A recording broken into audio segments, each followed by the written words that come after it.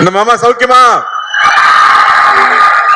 Love you. இவ்வளவு நேரம் பொறுமையா இருந்தவங்க எல்லாருக்கும் என்னுடைய அன்பு. இங்க வந்திருக்க பெரியவங்க எல்லாருக்கும், சத்யராஜ் மாமாக்கு, நலனுடைய குடும்பத்தார் எல்லாருக்கும், சுந்தர் சார், அனந்தராஜ் சார், எல்லாரும் இருக்காங்க, ஷில்பா, கிருதி, கிரண் சார், மாஸ்டர். ரொம்ப ரொம்ப சந்தோஷம் நீங்க எல்லாரும் இங்க வந்திருக்கிறது. நலன் சொன்ன மாதிரி தர்மத்தின் வாழ்வதனை சூதுக்கவும் ஒரு படம் பண்ணிட்டு கிட்டத்தட்ட 10 வருஷத்துக்கு அப்புறமா மறுபடியும் தர்மமே வெல்லும்னு ஒரு படம் பண்ணியிருக்காரு. அந்த நல்லதை மறுபடியும் கொண்டு வந்து சேர்த்ததுக்கு உங்களுக்கு ரொம்ப ரொம்ப நன்றி. நல்ல எல்லாருக்கும் ஒரு டைரக்டர்ஸ் பிடிக்கும். ஆனா எனக்கு தெரிஞ்ச நிறைய டைரக்டர்ஸ்க்கு பிடிச்ச ஒரு ஆள்னா நலன் குமாரசாமின்னு சொல்லலாம். நான் எந்த செட்டுக்கு போனாலும் பசங்க சொல்லுவாங்க, சார் நலன் சார் படம் மாட்டீங்களா, நலன் சார் படம் மாட்டீங்களான்னு. அவ்வளவு ஃபேன் பாய்ஸ் இருக்காங்க உங்களுக்கு. இவ்வளவு நாள் காய போட்டது பெரிய தப்பு. அவங்க எல்லாரும் வெயிட் பண்ணிட்டு இருக்காங்க இந்த படத்துக்காக. நலன் ஒரு தக் லைஃபாவே வாழ்ற ஒரு ஆளுங்க. நீங்க பாத்தீங்கல்ல, இங்க வைஃபுக்கு சல்யூட் அடிச்சுட்டு போறாப்புல, இப்படி ஸ்கோர் பண்ணிட்டு போய் நமக்கு திட்டு வாங்கி கொடுக்குற ஒரு ஆளு. எல்லாத்துக்கும் அவர்கிட்ட வேற ஒரு பிலாசபி இருக்கும். சனா சொன்ன மாதிரி வேற ஒரு பிஹேவியர் இருக்கும். சுதுக்கவும் பார்த்துட்டு ஒரு டயலாக் வச்சிருப்பாருல்ல, இந்த வேலையை செய்யறதுக்கு ஒரு குருட்டுத்தனமான முட்டாள்தனம் வேணும், ஒரு குறுக்குத்தனமான புத்தாலித்தனம் வேணும். உண்மையாவே நலன் படம் பண்றதுக்குமே அது தேவை. ஏன்னா அவர் சொல்ற ஐடியாவை புரிஞ்சுக்கிறதுக்கு கொஞ்சம் நேரம் ஆகும். அந்த ஐடியாவை புரிஞ்சுக்கிட்டாலும் நம்ம அதை இமேஜின் பண்ணவே முடியாது. எனக்கு 1001 அந்த மாதிரி ஒரு அனுபவம் இருந்துச்சு. செல்வராகவன் ஒரு சீன் எழுதி இருப்பாரு. அந்த சீனை புரிஞ்சுக்கிட்டு நடிக்கலாம் ட்ரை பண்ண ஒண்ணுமே புரியாது. அவரு எக்ஸ்பிளைன் பண்ணா மட்டுமே தான் அது புரியும். அப்படி நலனுடைய ஒவ்வொரு விஷயமும் வேற ஒரு பேரலல் வேர்ல்ட்ல ஒரு இமேஜினேஷன் இருக்கும். சோ அப்படி எனக்கு நலன் கூட ஒர்க் பண்ணது ரொம்ப ரொம்ப சுவாரஸ்யமா இருந்துச்சு.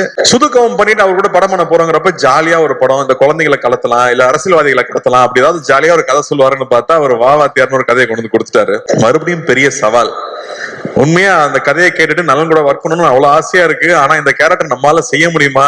நம்ம மெமிக்ரி ஆர்டிஸ்ட் எல்லாம் கிடையாது, நமக்கு இது வருமான நைட்லாம் எனக்கு தூக்கமே வரல.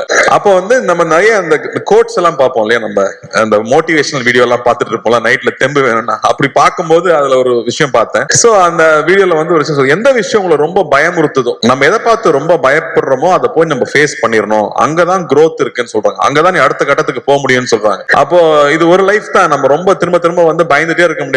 நம்ம எவ்வளவு வாட்டி ஜெயிச்சாலும் நீ தோத்தது மட்டுமே பேசுற உலகம் தான் அது. அப்படி பயந்துட்டே இருந்தோம்னா புது விஷயம் எதுவும் பண்ண முடியாது. இறங்கி அடிச்சிடணும்னு முடிவு பண்ணி தான் நலன் கூட போய் ஜாயின் பண்ணது. நலன் இருக்கிற ஒரே தைரியத்துல தான் அந்த படம் பண்ண நான் ஒத்துக்கிட்டேன்னு சொல்லலாம். ஏன்னா இந்த படம் கத்தி மேல் நடக்கிற மாதிரி, ஒண்ணு ஜெயிக்கனா இல்லாட்டி நம்மளை போட்டு காலி பண்ணிடுவாங்க இந்த படத்துல. அப்படி ஒரு ரிஸ்கான ஒரு சப்ஜெக்ட் ஒரு ஆக்டருக்கு. ஆனா படமா ஜாலியான படம், என்டர்டெய்னிங்கான பிலிம். அவர் சொன்ன மாதிரி இது ஒரு 80s 90s தமிழ் சினிமாக்குன்னு ஒரு அடையாளம் இருக்கு.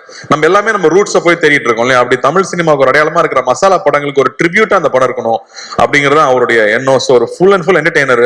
ஒரு பக்கம் வாத்தியாருங்கிற கேரக்டருக்கு, அந்த கேரக்டருக்குள்ள இப்ப போலான்னு முடிவு பண்ணியாச்சு. உள்ள போனா அவர் ஒரு பெரிய கடல். புரட்சி தலைவர், மக்கள் திலகம், பொன்மன செம்மல், அவர் மக்கள் அவருக்கு வச்சிருக்கிற பேர் அவ்வளவு பெரிய பேர். அவரை பத்தி பேசினாலே புல்லரிக்குது எனக்கு. ஏன்னா அவரை பத்தி தெரிஞ்சுக்க ஆரம்பிச்சது இந்த படத்துக்குள்ள போனதுக்கு அப்புறம் தான். இன்னைக்கும் நீங்க ஒவ்வொரு வீட்டுக்கு போனீங்கன்னா அவரோட புகைப்படத்தை பார்க்க முடியும். ஒண்ணு அதுக்கு பொட்டு வச்சு மாலை போட்டு சாமி கும்பிட்டு இருப்பாங்க, இல்லாட்டி பெருமையா அந்த முகத்தை பார்க்கணுங்கிறதுக்காக வச்சிருப்பாங்க. அப்படி ஒரு பெரிய ஐகான். அவர் வெறும் 60s 70s 80sல இருந்த ஒரு நடிகர் இல்ல, அவர் ஒரு எமோஷன், அவர் ஒரு தனி சகாப்தம். அவர் மாதிரி யாருமே சொல்ல முடியாது. அவர் வாழ்க்கையில சந்திக்காத கஷ்டம் கிடையாது. ஆனா அவரு மாதிரி மக்கள் நேயம், அவரு மாதிரி தாராள குணம், அப்படி யாருமே நம்ம சொல்லவே முடியாது. அவர் சாதாரண ஆள் கிடையாது. அவரு தமிழ் சினிமாவை மாத்திருக்காரு, தமிழ்நாட்டு அரசியலை மாத்திருக்காரு, எத்தனையோ பேர் வாழ்க்கையை மாத்திருக்காரு. அவர் ரசிகர்களுக்கு நல்லதே சொல்லி, நீங்க நல்லது சொன்னா கிரிஞ்சுன்னு சொல்லும் போது நான் நல்லதுதான் சொல்லுவேன், என் ரசிகனும் என்ன மாதிரிதான் இருக்கணும், நல்லதை மட்டுமே சொல்லி கொடுத்து தன் ரசிகனும் என்ன மாதிரியே இருக்கணும்னு பண்ணிருக்காரு. அவரோட ரசிகர்கள் தண்ணி அடிக்க மாட்டாங்க, தம் அடிக்க மாட்டாங்க. எப்படி அவ்வளவு இன்ஃபுளுன்ஷியலா அவர் இருந்திருக்க முடியும் அவங்கிறது ரொம்ப ரொம்ப ஆச்சரியமா இருக்கு. அவர் பாடல்கள் மூலமா அவ்வளவு விஷயங்களை சொல்லிட்டு போயிருக்காரு. இன்னைக்கு நியாயம், தர்மம், இல்லாட்டி தன்னம்பிக்கை வேணும்னா இன்னைக்கு அவர் பாடல்கள் தான் நமக்கு உதாரணமா இருந்துட்டு இருக்கு. அவர் பாட்டை பாடினாலே வைரல் ட்ரெண்ட் தான். அப்படி ஒருத்தர் அவர் நம்ம பண்ண போறோங்கிறது ரொம்ப ரொம்ப பயமா இருந்துச்சு. அவர் ஒரு பாட்டுல சொல்லியிருக்காரு, வாழ்ந்தாலும் மறைந்தாலும் பேர் சொல்ல வேண்டும், இவர் போல யார் என்று ஊர் சொல்ல வேண்டும். அவரே பாடிட்டு போயிட்டார். தன்னுடைய வாழ்க்கையே மக்கள் பணியா இருக்கணும், மக்களுடைய நன்மை தான் என்னுடைய வேலைனே ஒர்க் பண்ணிருக்காரு. அதுக்கு முத்தாய்ப்பா நம்மளோட சென்னை சென்ட்ரல் ஸ்டேஷனுக்கு அவரோட பேரை வச்சிருக்காங்க. புரட்சி தலைவர் doctor MGR Chennai central station பேரு. ஒரு நாளைக்கு கிட்டத்தட்ட 400 ட்ரெயின் இங்க இருந்து கிளம்புது. ஒவ்வொரு ட்ரெயின் கிளம்பும் போதும் சென்னை புரட்சி தலைவர் டாக்டர் எம்ஜிஆர் ராமச்சந்திரன் அவர்கள் பேர்ல சென்னையில இருந்து கிளம்புற ட்ரெயின் ஒரு நாளைக்கு கிட்டத்தட்ட 5000 தடவை அவரோட பேர் அனௌன்ஸ் பண்ணிட்டே இருக்காங்க. அப்படி வாழ்றதுன்னா அப்படி எப்பேற்பட்ட வாழ்க்கையா இருக்கும், அவர் எப்பேற்பட்ட மனிதரா இருக்கும். அவரை நம்ம இங்க கொண்டு வந்து சேர்க்கணுங்கிறது சாதாரண விஷயம் இல்ல. சோ தொடர்ந்து அவர் படங்களையே பாக்குறது, இன்ஃபேக்ட் சிலம்பம் கிளாஸ் எல்லாம் போய் ரொம்ப நாள் ஆயிடுச்சு. நான் தெரிஞ்சு இந்த ஷூட்டிங் டைம்ல காலையில 1 hour ஈவினிங் 1 hour ஷூட்டிங் போயிட்டு வந்துட்டு முன்னாடியும் கண்டினியூஸா ஒரு 1 month பிராக்டிஸ் பண்ணேன். அனலர்ஸ் மாஸ்டர் தான் கூட நின்று அவர் அவங்க அப்பா கதையெல்லாம் சொல்லி, இன்ஃபேக்ட் வி ரியலி என்ஜாய். இது வந்து எங்க ஜெனரேஷனோட ட்ரிபியூட்டா சொல்லலாம். இது வந்து ரொம்ப பக்தியோட அந்த கேரக்டர் பண்ணிருக்கோம்னு நான் சொல்லுவேன். இந்த படம் பார்க்கும்போது அவருக்கும் அவருடைய ரத்தத்தின் ரத்தமான ரசிகர்களுக்கும் என்ன உறவு இருந்துச்சு அப்படின்னு நீங்க கொஞ்சம் புரிஞ்சுட்டீங்கனாலே நாங்க பெரிய சக்சஸ் நம்புவேன். இதுல அவ்வளவு என்டர்டைன்மெண்ட் இருக்கு, அவ்வளவு ஜாலி இருக்கு. அதை தாண்டி அந்த அற்புதமான ஒரு ரசிகனுக்கும் அவனுடைய ஒரு தலைவனுக்கும் இருக்கிற உறவு இருக்குல்ல, அன்கண்டிஷனல் உறவு இல்ல. நீங்க எங்களுக்கு கொடுக்குற அன்பு வந்து அன்கண்டிஷனல் அன்பு. எதுவுமே எதிர்பார்க்கல, நான் உன்னை பார்த்தா போதும், நான் உன்னை பத்தி பேசினா போதும்னு நீங்க இருக்கீங்கல்ல, அதுக்கு நான் எவ்வளவு கோடி கொடுத்துட முடியும், அந்த அன்புக்கு எவ்வளவு கோடி கொடுத்துட முடியும். இது வந்து ரசிகர்களுக்கு நான் பண்ற ஒரு விஷயமா, உங்களோட அன்பு, உங்க முகத்தை பார்த்து நீங்க கொடுக்குற அன்பு இருக்கு இல்லையா, அந்த அன்புக்கு பரிகாரமா நான் இந்த படத்துல நடிச்சேன்னு நான் சொல்லலாம். ஏன்னா இவர் ரசிகனுக்கும் அவனுடைய தலைவனுக்கும் இருக்கிற அந்த உறவு தான் இந்த படத்துடைய கோர் எமோஷன் நான் சொல்லுவேன். இந்த படத்துக்குள்ள போனதுக்கு அப்புறம் வந்து முக்கியமா நான் ஜார்ஜோடைய ஒர்க்கும் சந்தோஷ் நாராயணோட ஒர்க்கும் கிரண்ஸோட ஒர்க்கும் சொல்லுவேன். ஏன்னா இது வேற ஒரு வேர்ல்டு, ஒரு பேரலல் வேர்ல்டு நலன் கிரியேட் பண்ணி இருக்கிறது. ஏன்னா வந்து எல்லாம் 90s கிட்ஸ் தான் சொல்லுவாங்க, டே நலன் யாருன்னு உங்களுக்கு தெரியாதுடா, இந்த படம் ஒர்க்குண்டா அப்பதான்டா தெரியும்னு 90s கிட்ஸ் கதறது நான் பாக்குறேன். சோ மறுபடியும் நமக்கு ஒரு ஓஜி மறுபடியும் ரொம்ப நாளுக்கு அப்புறம் திரும்ப பார்க்க போறோம். எப்படி எம்ஜிஆர் சார் ஒரு ஓஜி, அந்த மாதிரி திரும்ப ஒரு டார்க் காமெடியோட ஓஜியை மறுபடியும் கொண்டு வந்திருக்கோம். சோ ஐம் சோ ஹாப்பி நலன் கூட ஒர்க் பண்றது. ரொம்ப பயந்துட்டே இருந்தோம்னா யூஸ்வலான ஃபில்மே பண்ணிட்டு இருந்தா பிரயோஜனம் இல்ல, புது விஷயங்கள் பண்ண முடியாது. அப்ப இந்த மாதிரி டைரக்டர்ஸ் ரொம்ப முக்கியம் நான் நினைக்கிறேன். அவங்க தொடர்ந்து படம் பண்றது முக்கியம் நினைக்கிறேன். சோ அந்த வகையில நலன் மறுபடியும் இந்த படம் பண்ணது, அது இந்த மாதிரி ஒரு டஃப்பான சப்ஜெக்ட் எடுத்துட்டு அதை இவ்வளவு ஜாலியா டெலிவர் பண்ணது ஐ அம் சோ ப்ரௌட் நலன். அண்ட் இந்த படத்துல வந்து வாத்தியாரா இருக்கணும்னு எல்லாம் சொல்லிட்டாங்க, ஆனா அதுக்கான மேக்கப் போடும்போது அவ்வளவு பயமா இருக்கும், பயந்தே நடிச்சிருக்கேன். பூர்ணிமா தேங்க்யூ. ஐ திங்க் ஒவ்வொரு காஸ்டியூமும் ஒரு 10-15 தடவை கரெக்ட் பண்ணிருப்போம். பொறுமையா ஒவ்வொன்றும் பர்ஃபெக்ஷன் வர வரைக்கும் பண்ணி கொடுத்துட்டே இருப்பாங்க.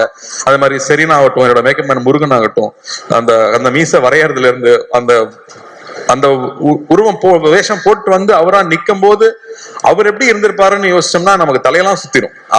அவரை பத்தி கேள்விப்பட்ட கதைகள், அவ்வளவு கதைகள் வந்துட்டே இருக்கு. இன்னும் நல்லா அழகா சொல்லிட்டு இருந்தாப்ல. ஒருத்தர் பத்தி விசாரிச்சோம்னா ஒரு 10 கதை சொல்லுவாங்க சார், அவரை பத்தி மட்டும் விசாரிச்சா எங்க போனாலும் கதையா வந்துட்டு இருக்கு. அவர் மக்களுக்கு போய் செஞ்ச விஷயங்கள், மக்களை போய் தொட்ட விஷயங்கள் 1-2 சொல்ல முடியாது, அவ்வளவு இருக்கு. ஒரு உதாரணம் சொல்றேன், அவருடைய கான்வாய் போயிட்டே இருக்குமா ராதாகிருஷ்ணன் ரோட்ல.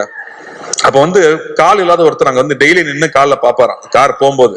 எப்ப டெய்லி கால்ல வந்து நிக்கிறியா, எதுக்குப்பா இங்க நிக்கிறான்னு கேட்டதுக்கு, அவருன்னு உன்னை பார்க்கவா போறாரு, வண்டி வேகமா போகுதுன்னு சொன்னதுக்கு அவர் சொன்னாராம், கோயிலுக்கு நம்ம போறோம், சாமி நம்மள பாக்கணும், நான் போறோம், நாம தானே சாமியை பார்க்க போறோம், நான் தான் அவரை பார்க்க வந்தேன்னு சொன்னாராம்.